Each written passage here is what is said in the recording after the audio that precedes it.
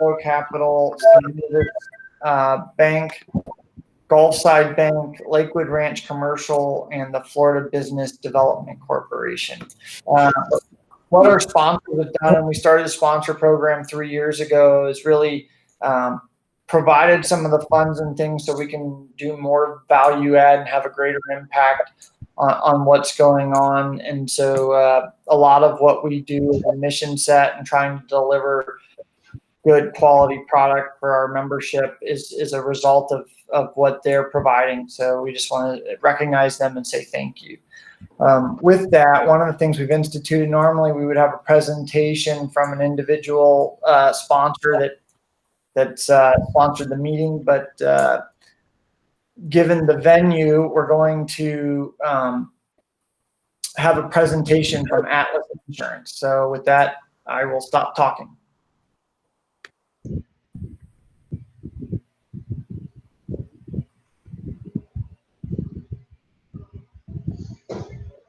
All right, Tiffany, are you rolling the Atlas presentation? Oh, there you go. I got no audio. Hey, Mark. No. Tiffany, we can't hear it.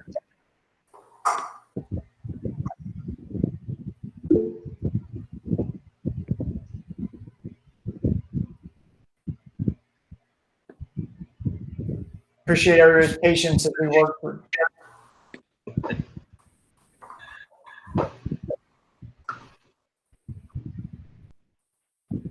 No sound. Check your chat window. It says your presentation is muted.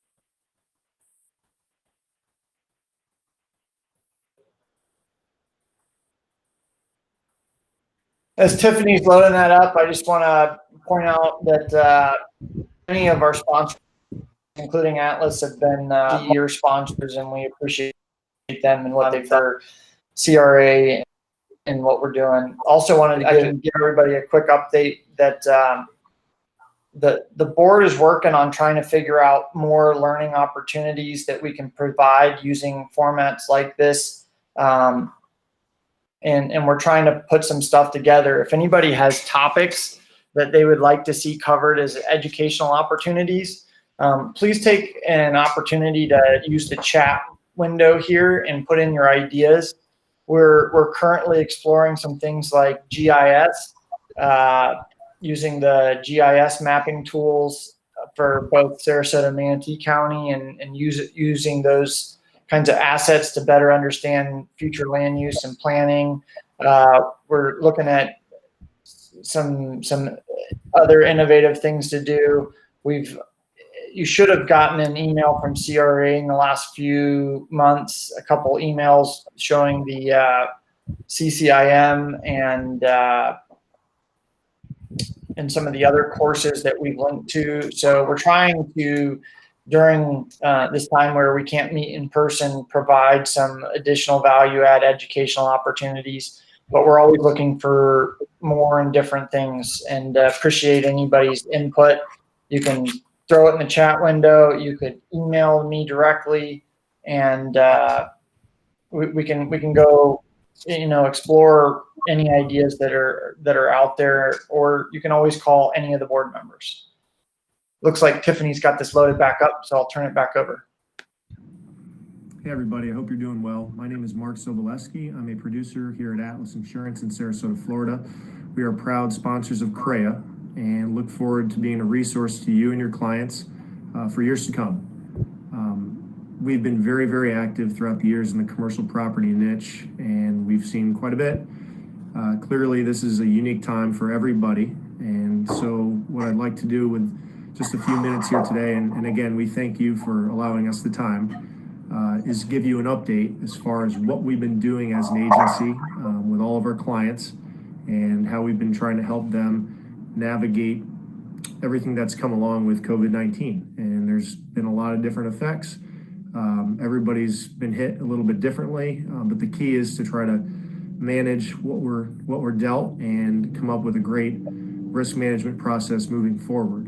So the first week that things started becoming shut down and business owners were experiencing that entire process, our phones obviously were ringing quite a bit. Obviously, we try to be proactive and reach out to them first and help them see how they were doing. But basically, a lot of our questions centered around the business interruption topic. And I'm sure you've read something about that or seen something about that on the news. But essentially, a lot of people were looking for coverage based on their business interruption policy. And what a lot of people need to understand about that is each case is going to be handled on a case-by-case basis. The carriers are going to look at cases, claims that are filed on a case-by-case basis. So as an agent, it really isn't our job to make a determination on what is covered. However, we want to set correct expectations for clients. So a lot of times we had to tell them, look, because actual property was not damaged to trigger the business interruption, don't rely or don't expect for anything to be covered. So we had to really go back and do a good job of re-educating our clients about what is actually in their policy. And so besides just being there to listen and almost be a friend, we did spend a lot of time re-educating about the exposures that were truly covered and why. That's not to say we didn't help them file claims. It's their right to do so. And we're there for our clients all the way, and we're there to support. But that first week, there was quite a bit of that going on. And just now, I'm going to have Michael come on in and talk about some other things that we've been doing here and what you can basically expect from Atlas. Thanks, Mark. Hi, everyone. My name is Michael Howard, and I'm also a producer at Atlas Insurance. As Mark said, I'd like to share just a little bit more about what we're doing for our clients and what you can expect going forward within the commercial property market.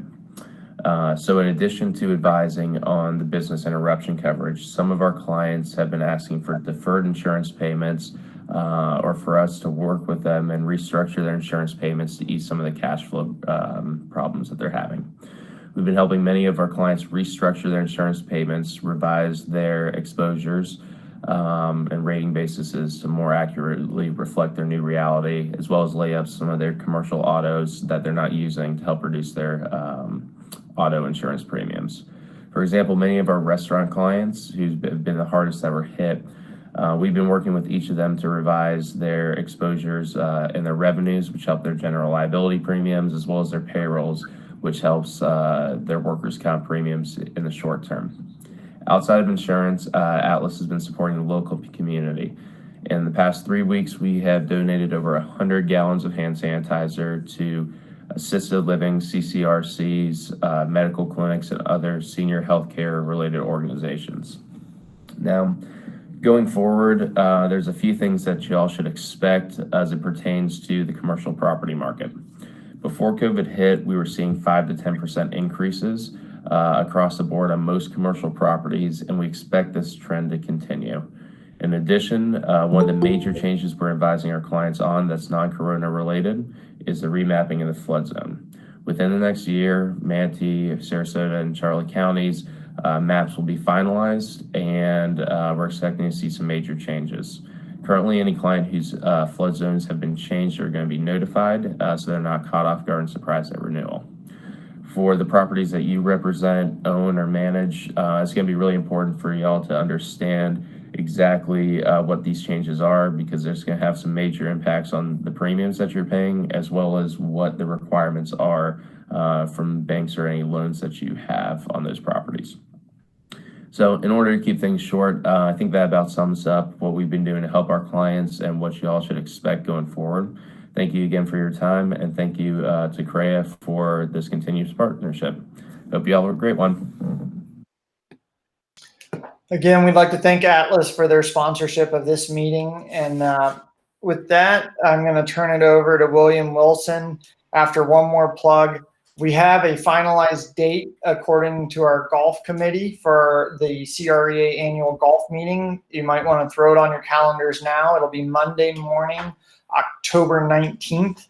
And I'm told that that's going to be out in Lakewood Ranch, the Legacy Golf Club. So it's a shift of venues this year to kind of change things up. So we're looking forward to that and encourage everybody to set aside Monday, October 19th. With that, William, thank you for putting this together today, and I'll turn it over to you to introduce our speakers. All right. Good morning, everyone. On behalf of the CREA Board of Directors, we're really excited that everybody joined us for this next luncheon. Feel free to eat your lunch while you're doing this, and just feast away at all the good knowledge that we're about to impose. And as Joe mentioned, don't forget that on Tuesday, June 16th, we'll have our next program with our friends at the South Florida Water Management District.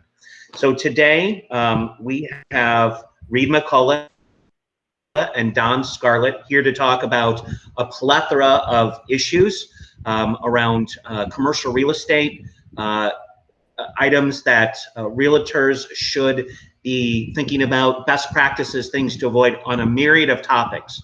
During this presentation, we are going to have a wonderful PowerPoint presentation that both Reed and Don did.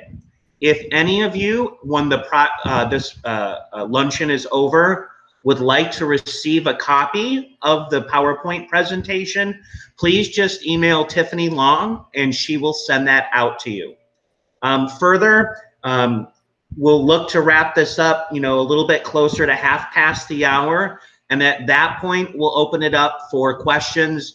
But while we're going, if you have questions that you'd like to put in the question box, wonderful. As well as we'll have time for questions when Don and Reed are over. So I'd like to do a quick introduction to both our speakers. Reed McCullough is the youngest attorney to receive an independent title agent authorization for Old Republic Title, Florida. And he leads one of the fastest Joe, we can hear you, just to let you know. He leads one of the fastest growing law firms in the state. A Sarasota native, Reed went to Pineview as a Pineview Python and a Florida Gator. Those two would seem to be natural enemies, Reed, but I'm glad you can balance the yin and yang of your mascot blood. Reed founded McCullough Legal Services as a side job 4 years ago. And in 2018, he began writing title on his own, and his own name in his historic home office on Morrill Street. Today, Reed is proud to represent a team of dynamic title professionals and business litigators in 4 offices covering a footprint from Tampa to Miami. And in his free time, he enjoys piano, long distance running, and a weekly board game night. And then Don Scarlett. Don Scarlett is a shareholder of Urwick, Scarlett, Wickman, and Dean, and has practiced real estate law in Sarasota for over 22 years. Don is a member of the Sarasota County Bar Association and the Florida Bar Real Property, Probate, and Trust Law section. Don has served on the RASM Realtor Committee. Don assists his clients with all aspects of commercial sales and purchases, financing, commercial lease negotiation, and development. Don obtained his undergraduate business degree from the University of Iowa and his law degree from the University of Florida. Don was a gymnast at University of Iowa, very interesting. And Don is married to Susan. They have 4 children. And when not helping clients making deals, Don enjoys watching his children's sports activities, as well as playing tennis, running, and lifting weights. And I have actually done legal transactions with both of these fine legal eagles. So we're very honored to have you both, and I'll let you both take it away. Very good. Thank you, William, and thank you to the group for having me. I appreciate it. Ironically, as I am presenting to you all today, and as William said, I've been doing this 22 years in this community. I guess I've neglected in coming to this group and speaking, because the last time I spoke to you all was about 20 years ago. It wasn't on video conference, but so I'm happy to be back. Happy that you all are having me. In preparing for this, we brainstormed together a little bit, and so the title of this is basically focusing on common pitfalls that both Reed and I have seen in our practice areas, and we're going to bring some war stories to the table. I am both a transactional attorney and I've done real estate litigation. I've done a number of trials over the years. I do a little bit less of the litigation these days, and hopefully my transactions don't end up in litigation, and I can help you make sure yours don't as well. But without any further delay, I'm going to go ahead and begin through the PowerPoint presentation. So the first part, some of this might seem basic, elementary, but with all the my experience in doing these, I just want to cover some of the stuff, and we'll get the war stories will illustrate how each of these are important. So the first point in a commercial transaction is knowing the property. And when we talk about knowing the property, when you hear some of the examples I'm going to mention a little bit, you'll learn how the timing of when somebody got to know something about the property was very bad, when it was too late. So when should you know about the property as a seller and a buyer as a seller? You want to, I recommend that you get as much information as you can, and be prepared to disclose it as a seller and a listing realtor. And that is everything you can basically about the property. I have seen situations where people play close to the vest. Things are confidential. I don't want to reveal that, and it can end up in a bad situation. So my experience indicates to err on the side of disclosure. And as a buyer, obviously you want to learn everything you can. And there are some situations where you'll see the buyer maybe wasn't as diligent as they could have been to learn everything before the closing. And when they learn it after, they end up in a bad situation and litigation. But what kinds of things do you want to know and make sure you learn? Of course, one of the basics is the legal description. The legal description is not absolutely required in a contract, but I highly recommend it. I know there's a transaction that was done in my office recently, commercial transaction where they bought several platted lots, and after the closing, it was learned that there was a platted parking lot that wasn't included on the deed to the transaction. So they, fortunately, everybody was cooperative when we learned there was another platted lot that had not been put on the contract that we were delivered when we did the closing. And that was able to be fixed without litigation or too much problem. But definitely recommend trying to know the legal description. And of course, the sources to obtain that are our property appraisers are excellent. You can link right to the deed, get the legal description. The property appraiser is not guaranteed to have the correct legal description, but I find it's almost always correct. I found a long meets and bounds legal had some errors in it in Manatee County a few months ago, but that's rare. The deed, of course, ask your seller for their prior title policy. The tax maps in Manatee and Sarasota counties are excellent. And then another thing, of course, you want to know and have accurate is the seller name on the property. The seller, look on Sunbiz, could have been another name, and that could change even though that seller name is on the deed. So you want to see that, is it active and or is it changed? Buyers, of course, knowing the property, you want to do as much due diligence through the full range of things as you can. Zoning, of course, can be very important in commercial transactions, and the resources for that, you can obtain zoning letters from the zoning administrators. You can do your own due diligence through many online sources. You can engage land use planning professionals and engineers for information, as well as attorneys. Last on that list of the page is property in commercial transactions. Do you have a property association? Sometimes you do, sometimes you don't. Going on to the next page, I have a couple transactions I did in the last 2 years. And the first one is a $2.2 million office warehouse complex in Sarasota near the airport, actually Manatee County side of Sarasota Manatee area. That one, the seller had the property a number of years. It was inherited in the past and had not paid any dues for many years and wasn't really sure if they had an association. If you're finding this out on the eve of closing, this can delay your closing. We were able to find out and do some digging, and even though you didn't, were only a small number of properties that were subject to this, so it wasn't very actively managed. There was, in fact, an association. We found that out. But these are the kinds of things, if you can find them out early, you can prevent potential delays in your closing. Same thing on a $1.2 million office warehouse transaction I did off Lena Road. This was a REO property, so it was bank owned. And the bank sometimes will not know a lot about the details, and they're going to have you sign in the contract a lot of pages to say they know nothing about it as well. So you're gonna have even more onus to make sure you find out what's going on. And in that case, we had to dig to find out about the association. The next example I have on the next screen was a transaction I did. This is at the intersection of Clark and Honore, where you have 5 commercial parcels.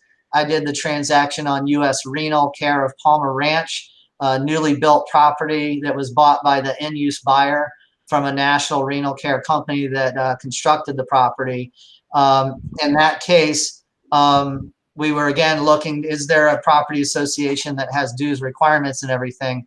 And this, when we looked at the declaration of covenants and restrictions, instead of any association, all these obligations were, they were set forth in a declaration of covenants and restrictions, and there's basically a sharing of responsibilities. So there was no commercial association. Instead, you had these mutual obligations that were spelled out. And on the next page, I just have a summary of basically what we had there. We found that the U.S. Renal Care property had an obligation to reimburse 9% of the common expense for stormwater drain retention, a lake serving the development. They also had a 9% contribution obligation to reimburse maintenance of a common service drive that served the 5 parcels. And then they were the primary obligation to pay for the maintenance of a well and then bill the other certain percentages.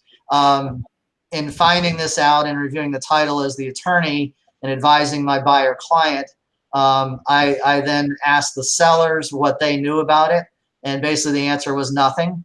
They had not been paying anything, and this is not uncommon. And that I find this in other commercial transactions. Did another one off Bee Ridge Road, a corner with several parcels recently, and the obligations are set forth there, but they may not be actively paying for things on a regular yearly basis. But of course, you want the buyer to understand what they're getting into, and who has what responsibilities when that comes up. So you want to dig to be able to advise your buyer. So moving on to the next page, we've got another big issue. Ironically, parking may not be a big issue right now, but as we're coming out of the COVID pandemic, I think parking is going to quickly become a hot commodity in Sarasota and Manatee again. But you want to verify parking arrangements, and what you see with your eyes out there, which seems like somebody has exclusive rights, or it may not be verified. And I've seen too many times that we get into parking disputes after, and the parties have not understood in their due diligence before closing what they had, what rights they had and did not have. So I can't underestimate the importance of learning what parking rights you have. One particular war story I have is a lawsuit that is open and has Liz Pennant still filed on it today. But there is an out parcel that you would look at it and it looks like it's just in the sea of all the parking spaces, but the out parcel has about 20 some spaces that are right around it, included within its platted lot. And then there's another 15 to 20 units And in the open common parking space, what looks like a common parking area, there's another 120 or more parking spaces. There is an old 1960s declaration that says that that out parcel is prohibited from using the common area parking, the other 120 spaces, and litigation ensued when the out parcel was a heavy user of the parking. However, in this case, as you have in many situations, you have the Marketable Record Title Act. So MARTA kicks in, and these restrictions, if they're not in a deed for 30 years in the chain of title, you can no longer limit that property. So there's some very interesting parking issues that have come up in this litigation, and it's not fully dismissed yet today as the details are being ironed out. And a Liz Pendens remains on this entire plaza of 15 to 20 units, unfortunately. But that's one going on. In talking about knowing the property, we also want to talk about knowing the deal. And I've had the privilege of working with great attorneys, lenders, attorneys for lenders, and realtors through these transactions. And sometimes I see parties not, they may be in the emails, but not doing a simple conference call. And doing a conference call early on can be very helpful. In doing a deal recently, I had excellent lender counsel that led a conference call very early, and we went through a checklist, and we were looking at the loan commitment letter or the loan term sheet. These are roadmaps, the loan commitment letter and term sheet. There's very important information in those that you want to review. You want to go through with the loan officer, with the lender counsel, and determine what you need to accomplish to clear these contingencies so we can move forward to the closing timely. That we can go to the next screen then. I just mentioned group emails. That is also very helpful and important in addition to conference calls and maintaining a regular touching base from contract to closing. Other due diligence issues, surveys, learning this early on. Is there a current survey which reflects is there a survey which reflects the current improvements of the property, or has it been changed? That should be found out early. Listing agent can find that out so we don't get too close to closing and find out we need a new survey which can delay closing. Speaking of surveys, I have a war story example with the a transaction I did in Fort Myers. Now this transaction, it's for a laundromat commercial property on Cleveland Avenue in Fort Myers, a very old section of town. And were no realtors involved. It's one laundromat guy buying from another laundromat older guy that's getting out of the business after being in it many decades. And so they had no survey for the property, nothing to provide us. And so when I'm doing the title and the transaction for the buyer, I look at the legal description and I see it's four platted lots. And I see there's also an alleyway running right between the four platted lots. And I see nothing in the legal description to show how the owner would own that. And I see the building is built right over the alleyway. It's a 20-foot alleyway. So I figured that's got to be an easy answer. Went to the Lee County. We tried to pull plat vacation records and figured it must be there. There's the legal description on the next page. It's platted lots 5, 6, 7, and 8. And it's got a less out on one side. And there is the actual plat book. 5, 6, 7, and 8. You see are in a red square, and the yellow 20-foot platted alleyway is right through the middle of it. But then on the next screen, you're going to see again that there's the yellow right through the middle of the building. And to dig further, after I went to the plat records of the county, we couldn't find anything. We had a 1960s plat vacation. We thought for sure that was going to be it, but it actually was vacating another portion of the plat north of here. I pulled some neighboring titles, and sure enough, one of them actually takes and said there was rights to the vacated alleyway based on a 1947 plat vacation. So the next screen is showing you that actual plat vacation. And basically the west 20 feet in 1947 was taken in exchange for the 20 feet in the middle of those platted lots being vacated and given to the surrounding platted lot owners. So that one was a little hard to find. No backup information, nothing from the survey. Had owned it in his family decades, and but we found it, and we adjusted our legal description to reference that, and now we are clearly, for the next time there's a transaction, it's understood and shown how we actually own the vacated alleyway that runs underneath the building. Another hot topic that I've come across in the last year or so that everybody knows is important is environmental issues. Of course, when you've got an environmental issue with a property, that can affect the value of the property.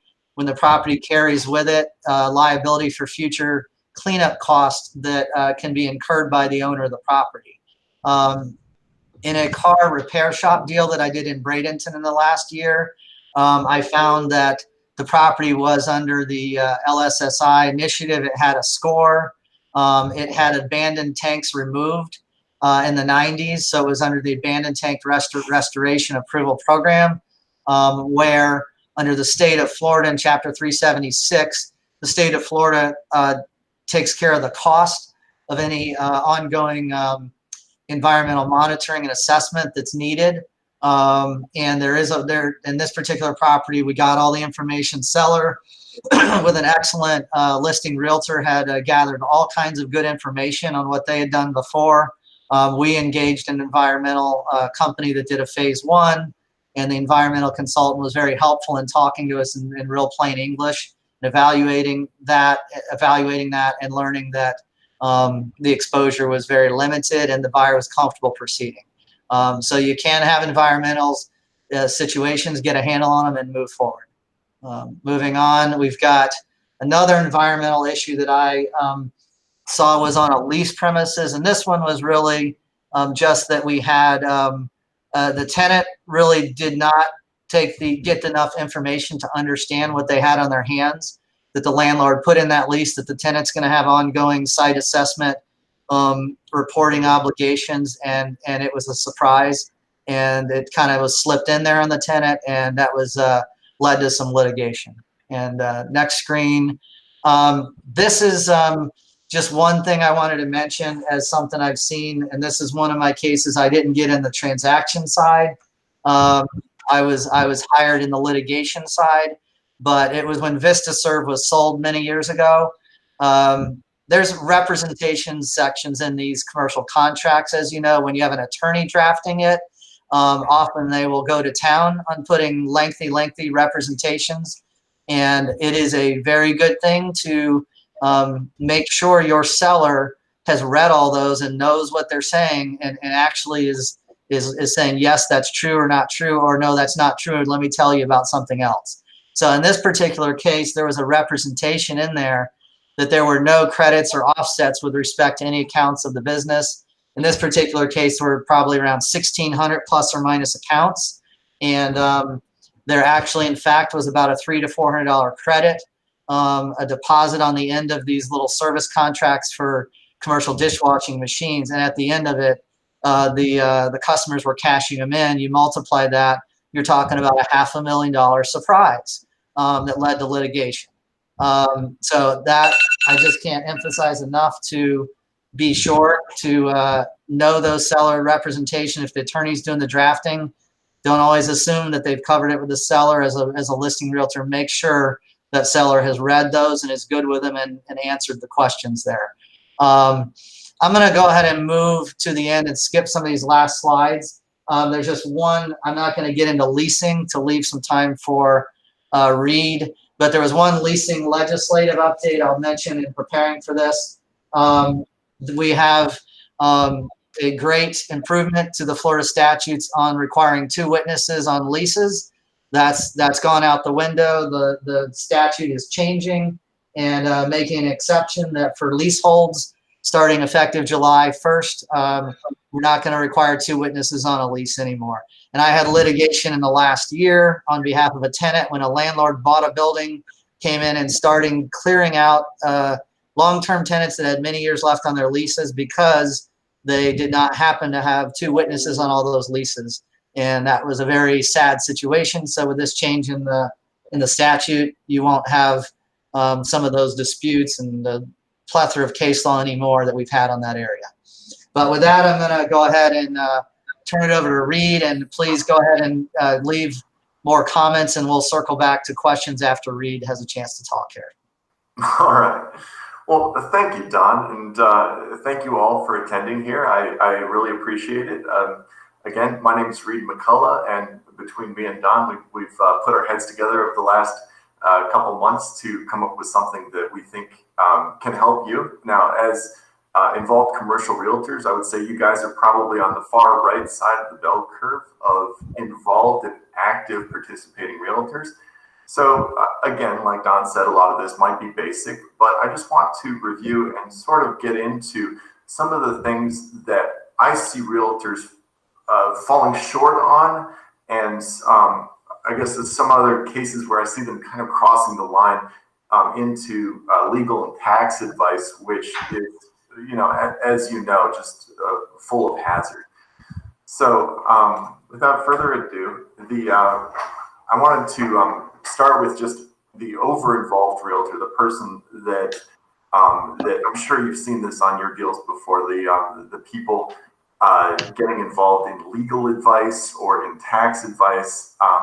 The recommendation I give to all of my clients and customers on this one is basically to say that if it's not pre-printed, have the lawyer take a look at it prior to signing if possible. Basically any actions that run afoul of the pre-printed terms, if they're not expressly addressed, oftentimes those create problems that we get called in to sort out. One issue I dealt with actually back in 2016 was a Fort Myers realtor conveying a warehouse who there were a lot of similar sites for similar prices in that complex, and he encouraged his customer, the seller, to accept a higher offer, thinking the buyer would just ask for their escrow back and go buy something else. Lo and behold, of course, that resulted in a huge lawsuit for specific performance, which I think was resolved right at the last second before trial at great expense to everyone involved. Tax advice is one where I see massive problems as far as comments on capital gains, reappraisal. These items that really should be taken to an accountant, and as even as a real estate attorney, when people are talking about things that are very personal to their business and often their personal lives that they're buying individually, I like to just make it very easy and say, let's get your tax accountant on the phone. Or if they're starting a business, I'd say let's call a tax accountant that I know. It's professionals love it. It's an instant warm referral, and I've seen a lot of work come back to my firm in reciprocal relationships that just instantly builds. So that's it's never a black mark. It's never a problem to punt on those, because it shows that you care about the clients and you want them to get exactly the right solution.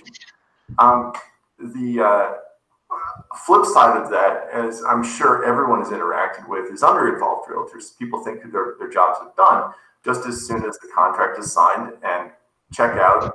Let's come back to me when you're ready to cut a check. So the way I encourage people to walk this line is through the Socratic Method. One of my mentors once said, diplomacy is the practice of getting other people to have your ideas. So, obviously we need to consider our clients' businesses. We need to consider their whole lives involved in what they're doing, because these are huge investments. So I like to, rather than instruct, I like to ask the right questions. For the owner, when there's no realtors involved, I come to them and I say, let's run the numbers for your business. Does this make sense given what you're doing? what's the minimum return on investment? Obviously, are there anything you're going to rely on besides the property that might change the value of this deal for you? There's an example was a coffee shop I recently helped convey where the owner actually roasted beans in his garage, and he wasn't really amenable to selling his house, so that was not included in the transaction. Down in Naples, there was a doctor's office I conveyed last year that used an abandoned parking lot to meet its parking needs. These were not part of the deal.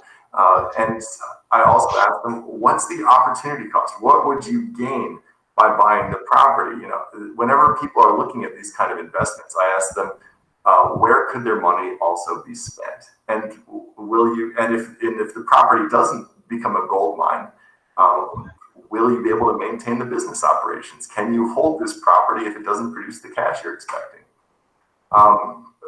When you're in inspections, I ask the inspector where the things they're not really thinking about. In my experience on these commercial files, inspectors look for deferred maintenance costs. So what is broken and needs fixing soon, and what does not conform to code. But this is an opportunity when you're attending these inspections to ask the more involved questions to basically provide that value add for the customers. So whether the existing floor plan matches the property appraiser. When you're doing your due diligence, you can see what the county thinks the property looks like on the floor plan for most of our 67 counties. And that will inform you whether or not there have been follow-up modifications. If any construction doesn't match the most recent survey, this will tell you, if they've been just building on the side of their property. There's a warehouse down in Northport that I helped move that the owner had just added a tool shed to the side, and it was a condominiumized warehouse, and there were issues because they had not actually sought the approval of the board. For unfamiliar structures, what's the most expensive repair to the place?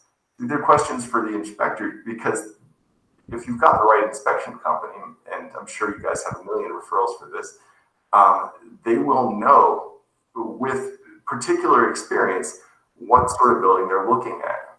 And the most recent one I've had was a contract I was working on for one of Duke Energy's old coal plants up in Tampa. The selling realtor that was working on this deal, basically they needed to spend a fair amount of time educating themselves, just figuring out what needed to be done in order to accurately advise their client. I was on the buyer's side of that, what needed to be done to turn it into usable space.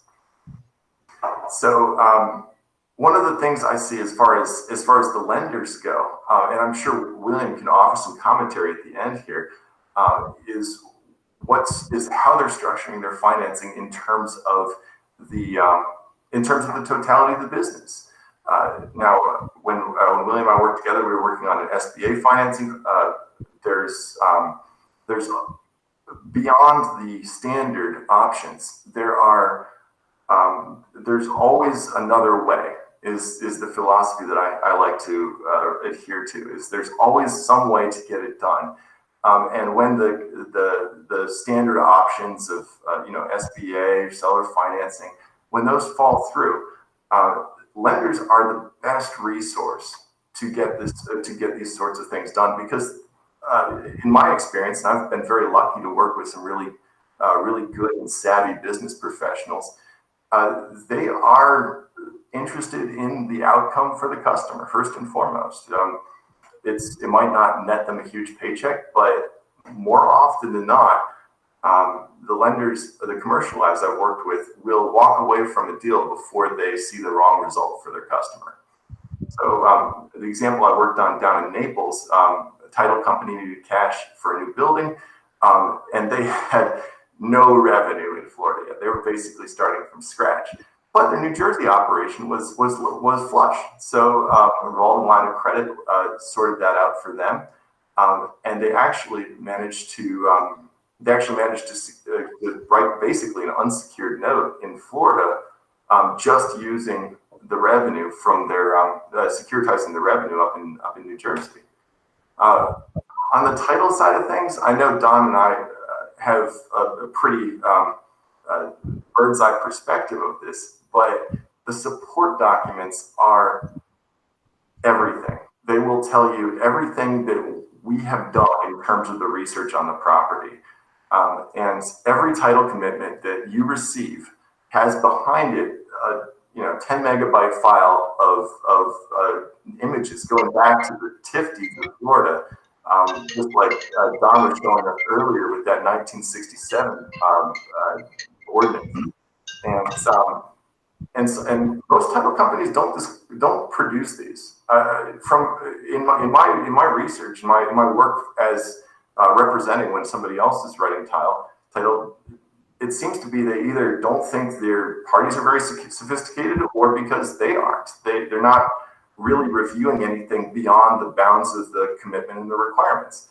And a lot of what I do working on commercial deals is I tend to second guess the underwriters. You do your own review, because oftentimes when you're working for a buyer, you're looking to push to get as much removed from those exceptions as possible.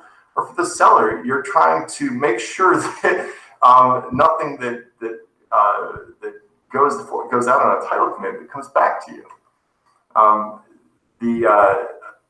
The easy ones here are finding out whether they attach to your property. Every recorded instrument that affects title to your property will name your property, either by describing it in on a legal description, or like in Manatee, which Don said, with meets and bounds. And that requires a little bit more, I would say, like survey knowledge and expertise. Doing a survey read with meets and bounds is not an easy skill, but if you pester the lawyer on the deal, they will help you. That's most of why we got into the business. The associations, the liens, the violations, the open requirements that will affect the value of the property, those will be right there in bold. And if they're not, this is your opportunity to basically say, hey guys, by the way, there's an unsecured line of credit. It's got payoff language in it. This is our time to let the title company know that there's something that the underwriter didn't discover. One example that actually kind of harkens back to that vacated alleyway that Don mentioned is Florence Avenue, right off of Fruitville. This is a kind of a deal killer. This is a residential neighborhood, but it's killed a number of deals I've seen come through, because the only if you've ever been out that way, you'll know it's a dirt road full of potholes. And the reason for that is it's a common roadway agreement signed between the original property owners, and nobody can improve the road unless everyone chips in, or unless somebody takes the burden upon themselves. But there's no association related to it. The only way they can fix the road is if you basically sue to collect from everybody else to contribute. And there's a number of roads in Sarasota that work like this. There's the tail end of Rustic Road off the top of my head, and a couple other ones, some of which have a lot of commercial property on them, because there's nothing, there aren't any houses out there.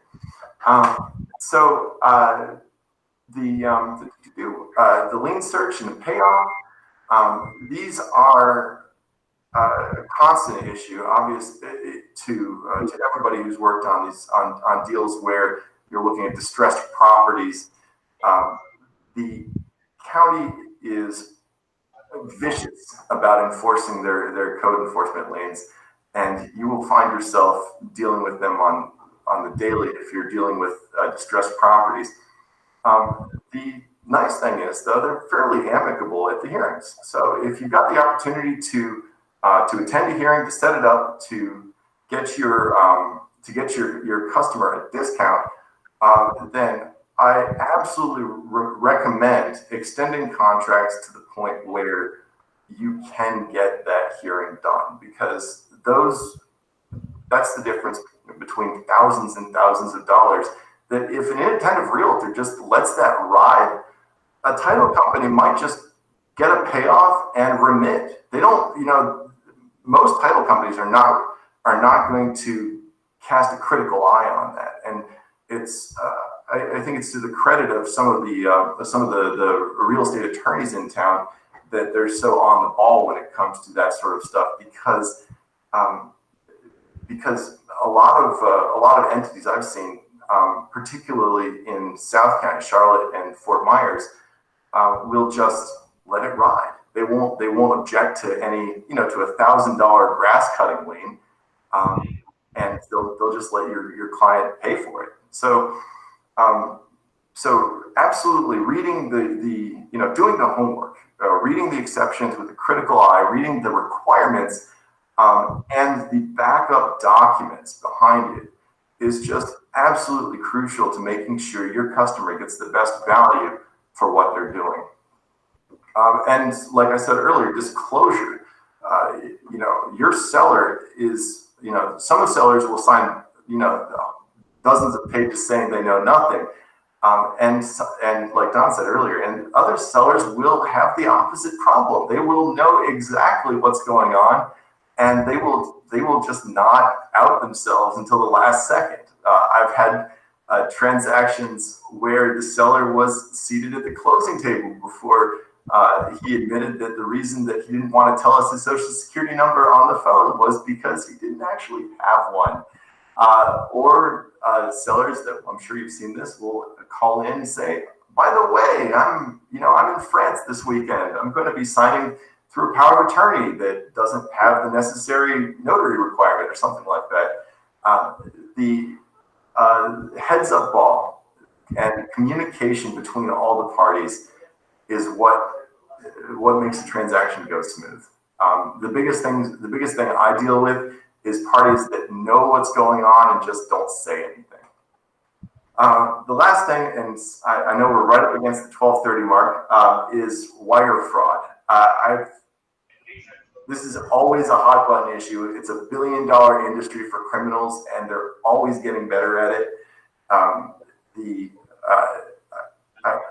There's nothing to be lost by just calling the number that you already know, not a number that you find in an email with wire instructions, but a number that you find on the internet, or by Googling the law firm, or by your previous dealings with people, to call and read the account number to them and confirm that you're sending money to the right place.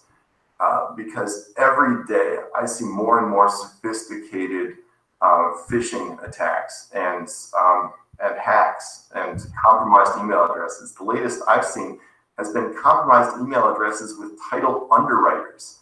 I know First American got hacked recently. And just make sure the people you're dealing with are the people that are sending you the emails, because it is very, very easy to get tricked. So that's my last little soapbox message, is that whenever you see somebody sending you wire transfer instructions, please call and confirm before you send any money, and make sure your customers know to call and confirm, because otherwise they will get tricked. So that's all I've got. If you've got questions, I'd love to address them. I know Don has some, Don's gotten a couple in the chat log, but I will turn it back over to Don.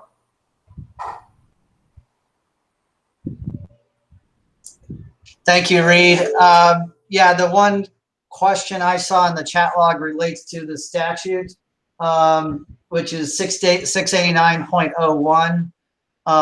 And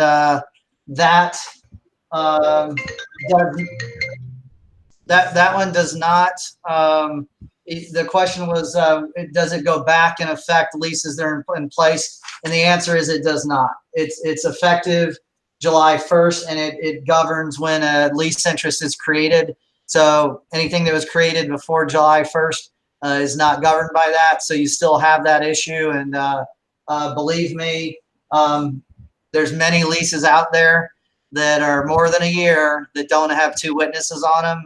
It's very common. So if you have any of those and you're dealing with buildings and buying and selling buildings or leasing, you want to go check them for sure and get that cleaned up for your clients if you can. Thank you. I want to just tell the whole group, we're trying to use the chat box if possible. If you can't figure out, or if you're on a platform that doesn't allow you to type into the chat box, you're welcome to, ask it verbally as well. We got any other questions out there?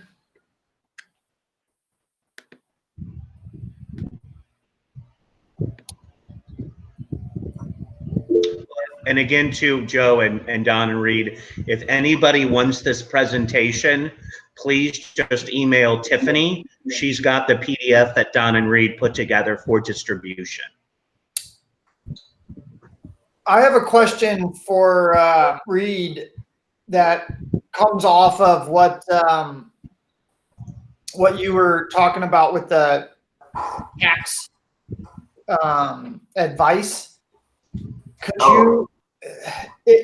Are realtors allowed to advise that, given the current assessed value and the contract sales price, that a increased assessment is likely, and or throw out rules of thumb like 85% of purchase price with a disclosure that it's common that, or there are a lot of other factors that play into it, and it's impossible for us to be precise or know what the future value assessed and or real would be? Absolutely, yeah. Happy to dig into that. By and large, there's no prescription on citing facts. So you can absolutely tell people that taxes generally go up. If you're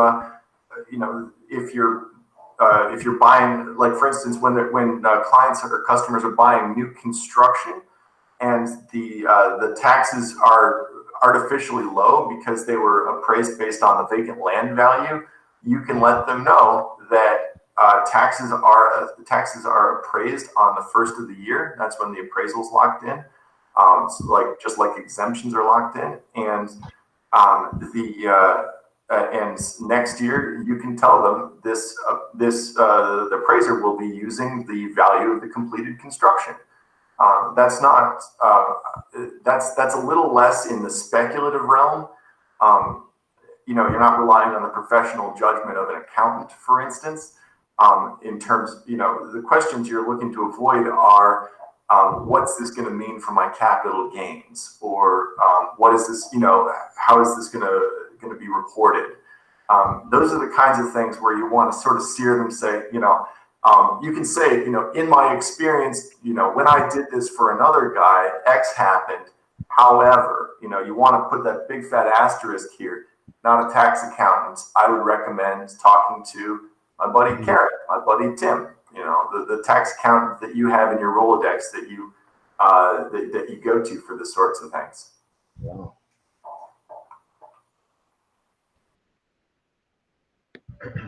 Thank you. Has anybody else got a question for one of our two experts?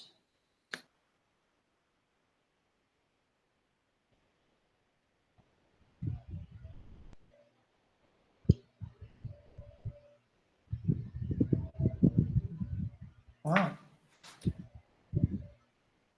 You left him speechless, guys. Great job. Well, thank you very much. It's been a pleasure speaking here today. I hope this is not my last presentation for 22 years. I will be. What I'm going to do is I'm going to leave my my email address in the chat log. If you guys have anything you'd like to, and Don can do the same. If you've got anything you'd like to address in particular that's specific to any current issues, you can email me or Don about it. And I know for a fact Don would be happy to talk to you, and I would too. Reed, Don, on behalf of Don, did you have any closing remark?